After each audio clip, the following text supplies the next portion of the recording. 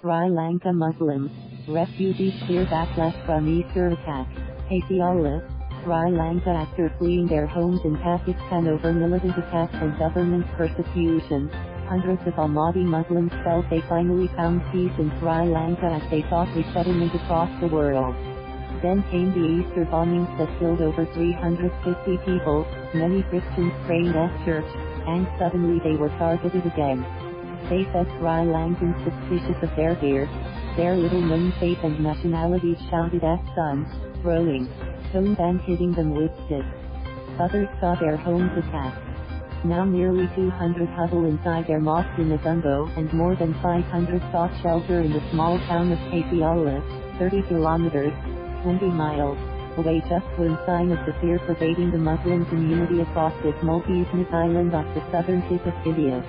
Activists said some Muslim youths have disappeared, perhaps directed by tightlipped security forces, while others stay at home, fearful the bombings will spark retaliation from either the government or angry mobs in a nation where interreligious violence can thrive. The people in Pakistan attack us and say we're not Muslims, said Tariq Ahmed, a 58-year-old Ahmadi who fled his home. Then in Sri Lanka, people attack us because they say we are Muslims.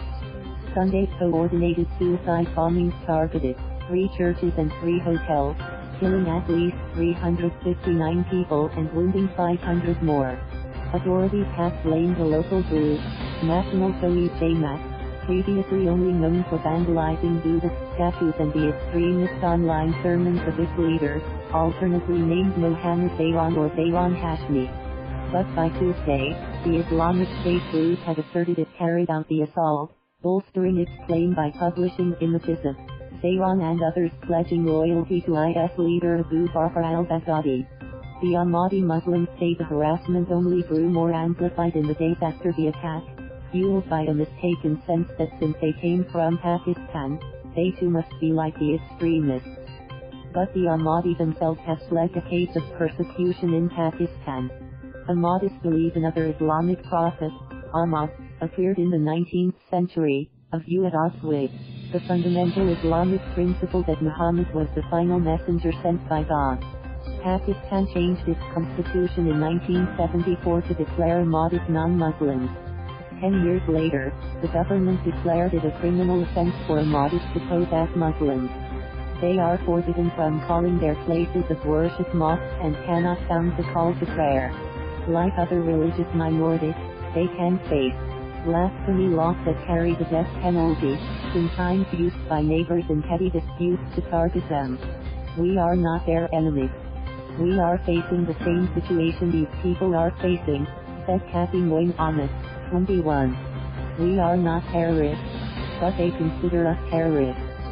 Tension grew quickly in Negombo after Sunday's bombing, with less dozens dead at St. Sebastian's Church. Ahmadi Muslims who spoke to the Associated Press described being pulled out of churches, hit with sticks or pelted with stones. Others said mosques sometimes broke into homes, while others said their Christian landlords, the police or soldiers helped bring them to safety. Now, police and soldiers protect the Ahmadi mosque in Negombo, while policemen and under construction Ahmadi Community Center in Pasyala, where some 500 other Ahmadis have been bused. Nearly all the Ahmadis came to Sri Lanka with hopes of being resettled elsewhere in the world by United Nations High Commissioner for Refugees, Babar Baloch, a spokesman, told the AP the agency has received word from refugees that they have been the targets of threats and intimidation, and that efforts continue to make sure they were safe. Some 1,600 refugees and asylum-seekers are registered with UNHCR in Sri Lanka, he said. To ensure the security and safety of all refugees and asylum-seekers during this time of heightened anxiety and concern, Baloch said. The concern extends beyond just the Ahmadi, however. There has been religious violence previously between faiths in Sri Lanka. So far, police have conducted raids and made arrests, but have been careful not to identify suspects or areas perhaps out of the fear of stoking more anger. But even as mosques hang banners supporting the government and denouncing the attack, activists say some Muslim youth have been disappeared, likely detained by authorities. Alaina Teplitz, the U.S. ambassador to Sri Lanka, said she had heard of similar reports. The situation remains tense in Pasyala. Hundreds of men passed while police taken outside on the patchy grass near the community center.